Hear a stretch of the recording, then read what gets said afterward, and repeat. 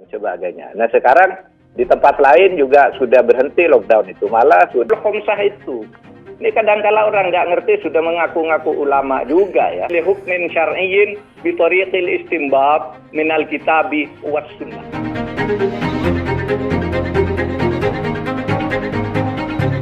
Ada celah-celah masyarakat untuk bisa mencari tambahan atau cari makan, walaupun pembatasan berskala besar itu berlangsung.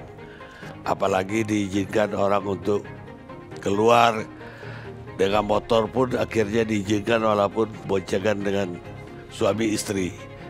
Artinya ojek online yang tidak boleh tapi boleh kalau suami istri. Dan mobil juga boleh asal itu tadi hanya boleh separuh dari kapasitas. Sementara sekarang yang problem baru lagi adalah mudik yang banyak sekali yang masih berjuang sampai malam ini di perbatasan kota baik Jakarta maupun kota-kota lainnya. Ini polisi pemerintah ke depan agar pembatasan ini bisa sukses dan COVID-19 tidak menyebar begitu dahsyat lagi. Seperti apa kira-kira Pak Menko? Baik Bang Karni, terima kasih. Jadi pemerintah itu memang memilih jalan yang moderat ya. Jadi tidak terlalu mengekang karena itu juga tidak bagus dan akan menutup kegiatan-kegiatan masyarakat yang mungkin juga tidak diharapkan, tapi juga tidak bisa melonggarkan karena melonggarkan yang berlebihan itu bisa juga membahayakan orang lain. Nah, oleh sebab itu agak sulit gitu untuk dikatakan pemerintah itu ragu dalam hal ini. Tapi sebenarnya bukan ragu, melainkan situasinya dinamis ya. Situasinya dinamis sehingga kebijakan-kebijakan itu bisa agak fleksibel tetapi tujuannya tegas. Ada pembatasan pergerakan orang dan demi untuk memutus mata rantai penyebaran penyakit atau penularan. Toh di luar negeri sekalipun yang dulu diagung-agungkan misalnya oleh beberapa orang di tempat kita yang sekarang pada diam, misalnya yang meneriakkan harus lockdown gitu. Nah sekarang yang lockdown itu sudah berubah semua. Di Italia, di India, di Amerika, semuanya yang lockdown itu dibatalkan. Dulu kita disa-disa kalau tidak lockdown itu berarti membunuh orang banyak dan sebagainya. Nah sekarang di tempat lain juga sudah berhenti lockdown itu, malah sudah ke herd immunity ya, yang kecenderungannya membiarkan imunitas masyarakat. Biarin aja nanti kan mencari selamat sendiri-sendiri gitu kira-kira kasarnya. Kita tidak seperti itu. Kita itu PSBB itu jalan moderat. Kita membatasi gerakan dan perpindahan barang dan orang itu, tetapi juga tidak terlalu ketat karena tahu ada kebutuhan-kebutuhan rohania, kebutuhan-kebutuhan jasmania yang tidak bisa dilakukan dengan lockdown. Oleh sebab itu sekarang orang sudah tidak ada lagi di Indonesia ini yang bicara lockdown, yang dulu berteriak-teriak. Kalau pemerintah tidak melakukan lockdown, katanya pemerintah goblok, pemerintah apa dan sebagainya. Sekarang mana yang bicara itu tidak ada. Karena di negara lain sudah tidak ada lagi lockdown, pada menyesal semua kan dengan lockdown itu. Maka kita memilih jalan moderat gitu, seperti yang sekarang. Tapi izinkan saya menyampaikan begini, ada beberapa pertimbangan ya soal larangan mudik, larangan berkerumun, termasuk larangan beribadah. Kita itu sudah mendiskusikan dari berbagai sudut. Satu dari sudut keagamaan tentu saja, karena Indonesia negara berketuhanan yang Maha Esa, maka kita dari sudut keagamaan itu mempertimbangkan melarang orang berkumpul di masjid untuk sholat taraweh, untuk sholat Jumat, melarang orang mudik, melarang orang berbuka puasa bersama itu dari sudut agama boleh tidak gitu. Nah kita di dalam sidang-sidang kabinet itu mendiskusikan itu dari sudut keagamaan juga, Bang Kan. Menteri Agama, kemudian para ahli agama juga didengar pendapatnya, sehingga pada akhirnya kita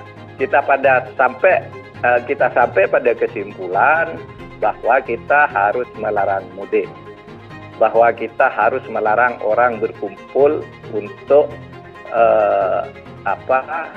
beribadah, termasuk beribadah yang sifatnya sunnah. Bahkan yang wajib pun untuk menghindarkan mudarat itu yang wajib pun bisa dihindarkan. Jadi begini, kita menganggap bahwa kegiatan beribadah itu adalah fikih, ya, ritual itu fikih. Dan fikih itu adalah produk ijtihad.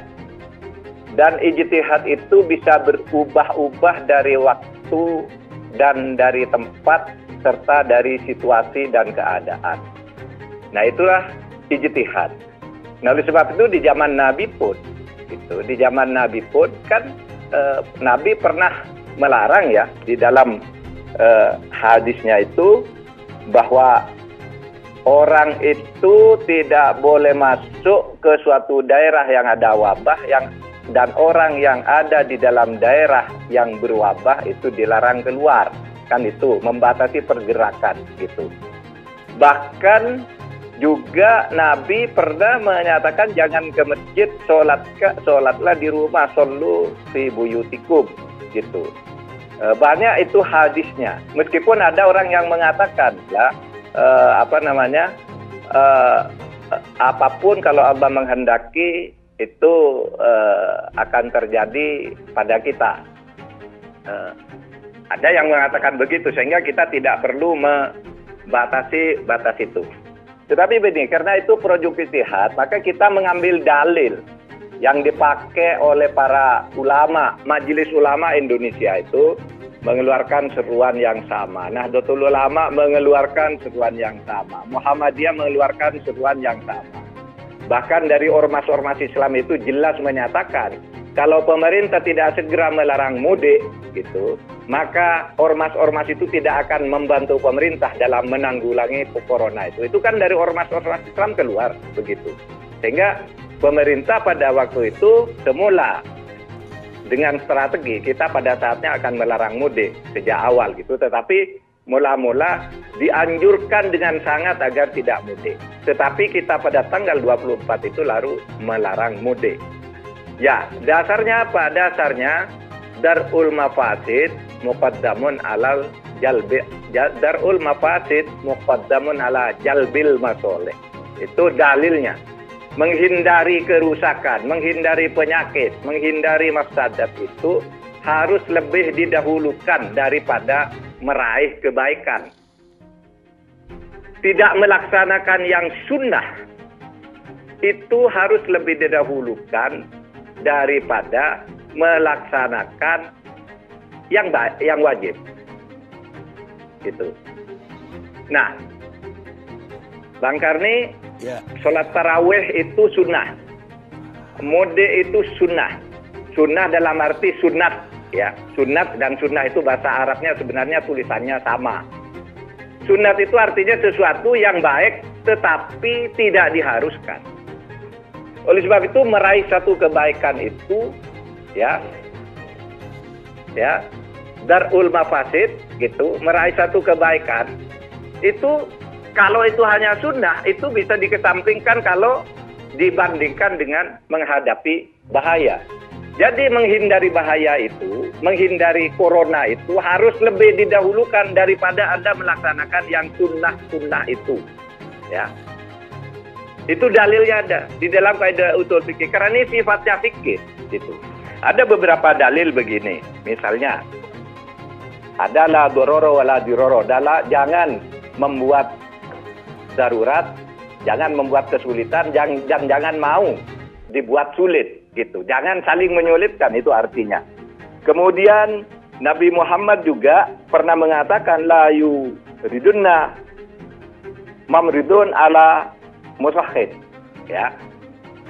Jangan dicampur orang yang sakit itu dengan orang yang sehat. Itu Nabi Muhammad mengatakan begitu. Bahkan di dalam hadisnya yang terkenal itu, "Faiza sami'tum bihi at-ta'un bi ardin fala tadkhulu alaihi wa idza waqa'a bi ardin wa antum biha fala takhruju minhu." Ini hadis sahih. Kalau kamu mendengar ada wabah penyakit di suatu kampung, jangan kamu masuk ke situ, kata Nabi. Kalau kamu ada di suatu kampung dan kamu di situ ada wabah, jangan keluar dari situ. Itu hadis Nabi. Ya. Memang ada di dalam Al-Quran ada juga, "Qul la yusibana illa ma kataballahu lana." Tidak akan terjadi sesuatu pada kita kecuali apa yang telah ditetapkan oleh Tuhan kepada kita, oleh Allah. Itu orang mengatakan kalau gitu tidak usah takut pada corona. Tidak bisa. Karena kataballahu juga tergantung kepada kita juga. Jadi meninggalkan sesuatu yang sunnah, itu sunnah dalam arti sesuatu yang dianjurkan, itu harus lebih didahulukan daripada meraih kemaslahatan. Bahkan pernah juga Nabi Muhammad itu di dalam hadisnya mengatakan, saya ingin kamu itu Jumatan. Gitu. Saya ingin kamu Jumatan, tapi saya tidak ingin kamu kena masalah. Kalau di dalam hadisnya itu disebut, saya tidak ingin kakimu berlepotan dengan lumpur dan kamu lewati tanah-tanah yang licin. Kalau memang ada masalah itu tidak usah Jumatan kok. Itu kata Nabi. Itu juga kita pertimbangkan semua. Sehingga pada akhirnya apa? Pada akhirnya pemerintah memutuskan. Ini ya, sesudah membaca seruan dari Muhammadiyah, seruan dari NU, sikap dari Majelis Ulama yang kemudian sangat keras mendesak pemerintah agar segera melakukan larangan mudik, melakukan larangan kumpul-kumpul dan sebagainya. Lalu pemerintah secara tegas pada tanggal 24 itu memutuskan seperti itu. Itu segi agamanya ya. Bisa diperdebatkan, tetapi sebagian besar dapat dikatakan jumhur ulama, mayoritas ulama di Indonesia itu sudah mengatakan jangan sholat tarawih bersama, jangan buka bersama, jangan mudik dulu karena itu hanya sunnah. Sunnah dalam arti hanya anjuran, hanya berpahala kalau dilakukan tapi tidak berdosa kalau ditinggalkan. Dan Nabi Muhammad pun kalau selama bulan puasa itu hanya 3 hari ke masjid dulu. Jadi tidak ada keharusan harus sholat ke masjid itu. Hanya 3 kali Nabi Muhammad itu sholat di masjid. Lalu yang kedua, itu dasar agamanya. Sekarang dasar hukumnya, filosofi.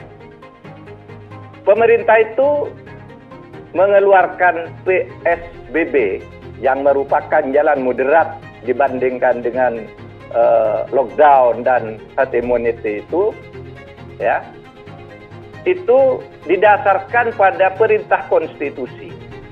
Perintah konstitusi itu mengatakan pemerintah itu bertugas melindungi segenap bangsa dan seluruh tumpah darah Indonesia, sehingga yang berlaku di situ adalah filosofi hukum salus populi suprema lex. Keselamatan rakyat itu lebih tinggi dari konstitusi. Keselamatan rakyat itu adalah hukum yang tertinggi. Dulu sudah pernah kita singgung ini. Nah, itu yang dipakai oleh pemerintah. Kalau di dalam kaidah agamanya dikatakan tasarruful imam ala ra'iyah manutun bil maslahah. Ya, tugas pemimpin itu terhadap rakyatnya saja untuk kemaslahatan rakyatnya, untuk keselamatan. Nah, untuk itu maka diambil jalan ini dan rakyat harus patuh terhadap itu. Karena dia apa? Rakyat itu menurut Al-Quran harus patuh kepada ulil amri. Atiullah wa atiur rasul wa ulil amri. Pemerintah yang bertugas untuk menjaga keselamatanmu itu harus diikuti. Dan kita sekarang sudah membuat jalan yang moderat. Jalan yang moderat itu tentu akan akan lebih dinamis nanti dilaksanakannya di lapangan. Karena sudah ada juga Bang Karni pemikiran-pemikiran begini. Kalau orang dikurung terus nanti kan jenuh juga. Apa tidak sebaiknya toko-toko dibuka tetapi dengan protokol tertentu, warung-warung dibuka dengan protokol tertentu, sekolah mulai dibuka lagi tapi misalnya pelajaran hari ini hanya pelajaran ini dan muridnya bergantian gitu. Sudah mulai terpikir seperti itu karena kita tahu, kita pun jenuh kok, kita tahu bahwa jenuh. Tapi kita sedang menyiapkan protokol untuk itu. Cuma masyarakat diminta tetap mengikuti apa yang oleh pemerintah itu dijadikan arahan.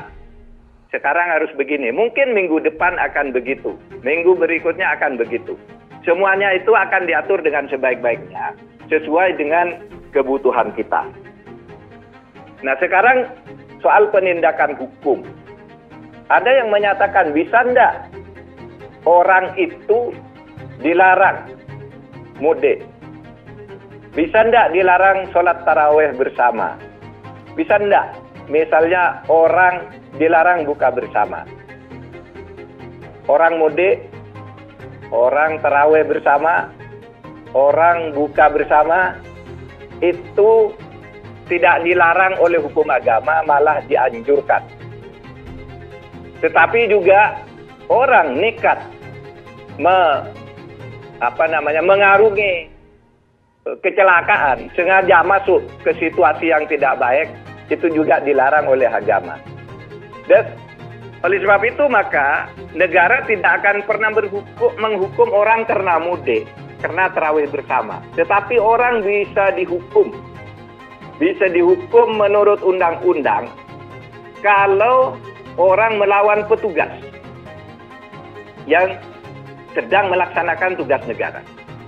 Kalau polisi mengatakan, ya Anda jangan kumpul di situ, ini dilarang, ini berbahaya, lalu melawan perintah polisi itu, bisa dianggap atau bisa diberlakukan ketentuan hukum pidana yang berlaku di situ, bahwa barang siapa melawan petugas yang sedang melaksanakan tugasnya diancam dengan hukuman 1 tahun 6 bulan.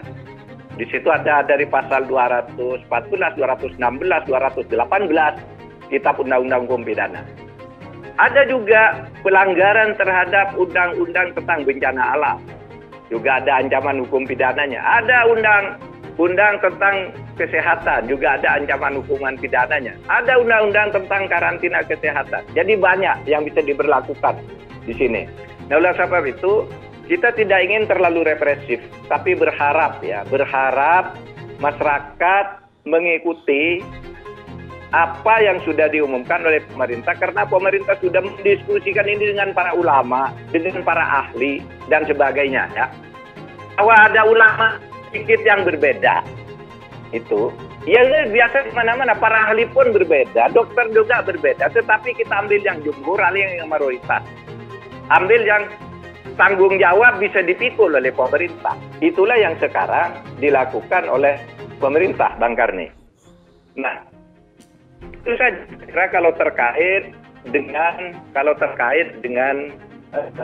larangan mudik dan sebagainya. Tetapi mungkin yang sekarang banyak menjadi berita tentang semrawutnya penyaluran bantuan bansos, bantuan sosial, bantuan langsung tunai dan sebagainya. Itu kita merekam semuanya. Tapi ingin kami sampaikan bahwa pemerintah itu sekarang menyediakan dana 405 triliun untuk menghadapi COVID-19 ini, ya. Itu mencakup nanti stimulus ekonomi, bantuan sosial, alat-alat kesehatan dan sebagainya. Itu demi untuk menyelamatkan masyarakat. Masyarakat miskin misalnya sekarang sudah mulai daftar untuk selama 3 bulan ke depan akan mendapat subsidi dana Rp600.000 per orang gitu. Bahwa sekarang masih terjadi simpang siur, ini siapa yang miskin, siapa yang tidak dan sebagainya, itu masih dalam pendataan. Supaya diketahui bahwa pemerintah mengambil sikap bahwa data tentang orang-orang miskin itu ditentukan oleh kepala desa bersama tokoh masyarakat setempat, dibuat bersama lalu diajukan ke pusat, bukan dibuat oleh pemerintah secara sepihak. Karena ini kan ada pergunjingan, pemerintah buat sendiri sehingga ada orang tidak miskin menjadi miskin, orang yang seharusnya tidak dapat menjadi dapat, yang seharusnya tidak dapat yang seharusnya dapat tidak dapat dan seterusnya. Nah, itu semua nanti akan ada pertanggungjawabannya dan sekarang sedang semuanya ditangani. Dan perintah presiden tadi sekarang yang terpenting cepat sampainya. Kalau ada situasi sekarang kok belum sampai sih, ya presiden sudah memerintahkan tadi supaya yang penting cepat dulu, ketepatan nomor 2. Sekarang masyarakat sedang butuh ketepatannya nanti. Tetapi tetap semuanya harus berhati-hati. Yang penting masyarakat sekarang itu tertolong dengan itu semua. Termasuk kita juga sudah memikirkan, sudah mendiskusikan dengan masyarakat miskin kota. Masyarakat miskin kota itu siapa? Orang yang datang menggelandang di Jakarta, tidak punya KTP, tidak punya rumah, tidurnya di emper toko, dan sebagainya, dan sebagainya. Pekerja-pekerja yang harian itu, yang juga tidak punya identitas di Jakarta. Ini semua sedang didata, akan diberi semua. Gitu. Bahwa sekarang masih banyak yang belum, ya karena memang administrasinya gimana, mereka datang ke Jakarta tidak pakai KTP, mereka datang menggelandang, tidak punya rumah dan sebagainya. Nah, ini semua sedang dicari, semuanya sedang didata, bahwa kemudian nanti mungkin di dalam kekisruhan, di dalam ketidakberesan ini mungkin ada yang tumpang tindih, itu sedikit banyak pasti terjadi. Tetapi itu kalau pemerintah sendiri sudah menyatakan dan sudah menggerakkan seluruh instrumen yang dimiliki agar semua yang berhak mendapat itu mendapat bantuan dari pemerintah dan harus mengikuti protokol kesehatan yang ditentukan oleh pemerintah. Itu Bang Karni dari saya, Bang Karni.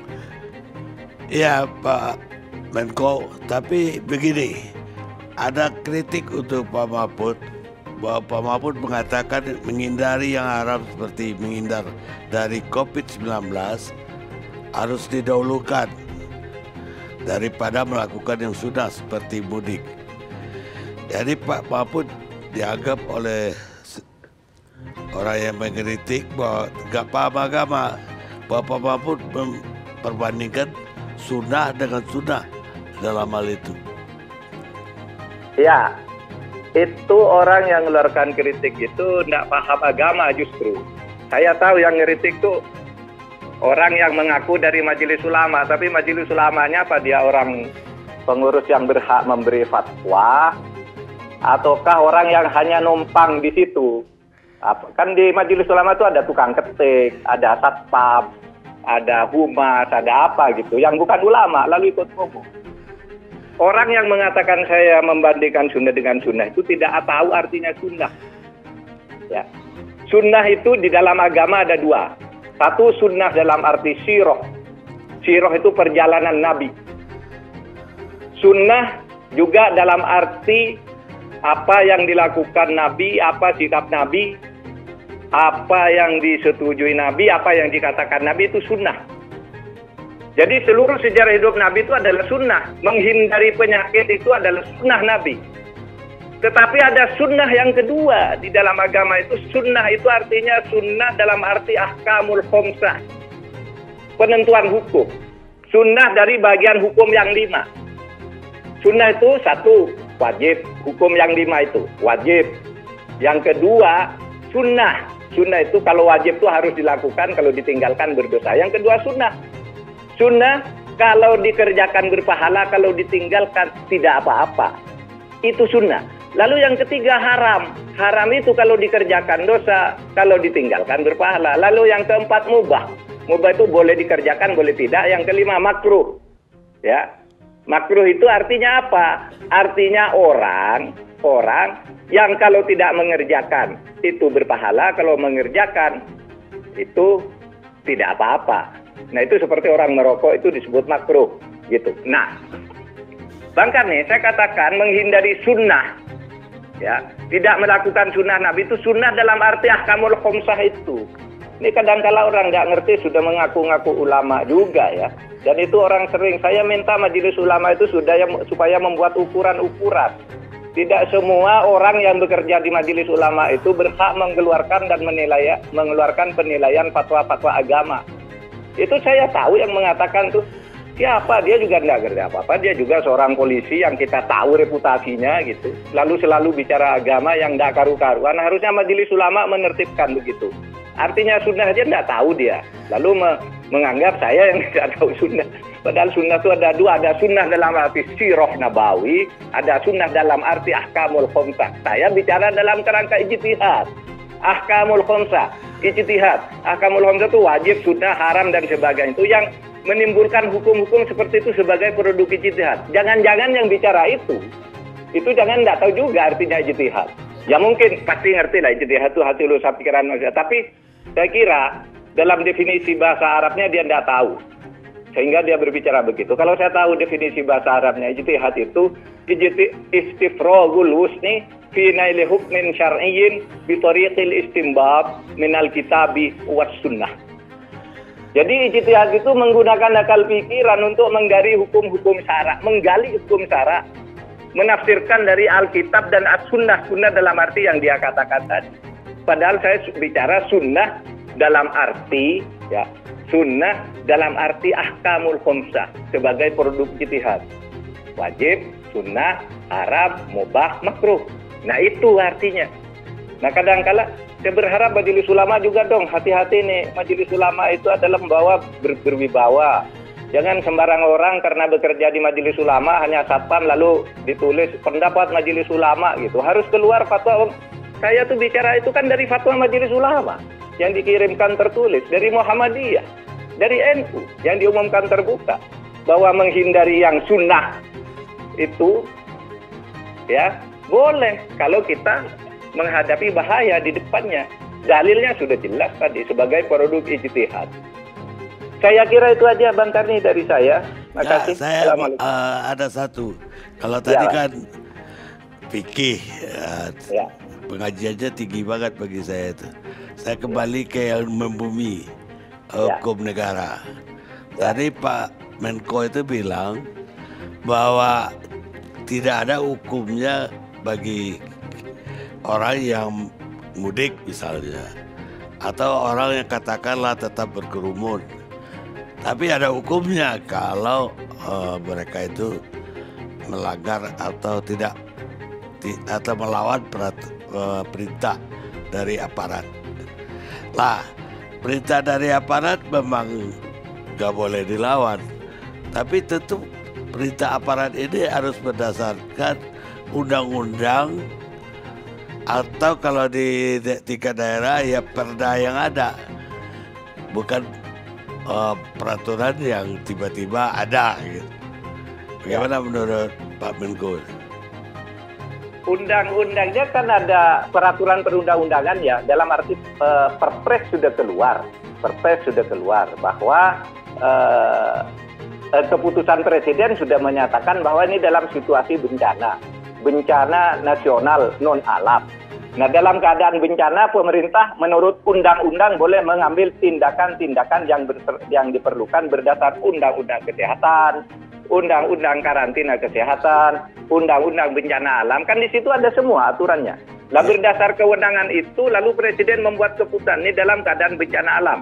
Lalu hukum administrasinya menyatakan pemerintah sekarang mengatur, hai kamu jangan pulang, hai kamu jangan mudik, hai kamu jangan kerumunan di situ. Nah, itu adalah pemerintah dalam melaksanakan tugasnya. Ini hukum administrasi, tetapi ketika hukum administrasi itu dilaksanakan lalu dilawan, disitulah kemudian bisa dipakai pasal di dalam KUH pidana dan pasal-pasal lain yang disebutkan tadi. Itu semuanya sudah dituangkan di dalam surat edaran Kapolri ya ke berbagai daerah bahwa ini hukum-hukum yang harus dipakai. Saya kira itu tidak terlalu banyak dipersoalkan orang ketika Polri itu sudah mengumumkan itu semua. Dan dalam faktanya juga akan begitu kan, banyak sekarang langsung dikarantina kan gitu kan. Kan demi keselamatan rakyat. Dasarnya itu tadi yang dulu pernah disebut oleh Bang Karni ketika saya mengutip Salus Populi Suprema Lex itu kan Cicero yang mengatakan itu. Bang Karni mengatakan itu juga. Keselamatan rakyat itu adalah hukumnya gitu.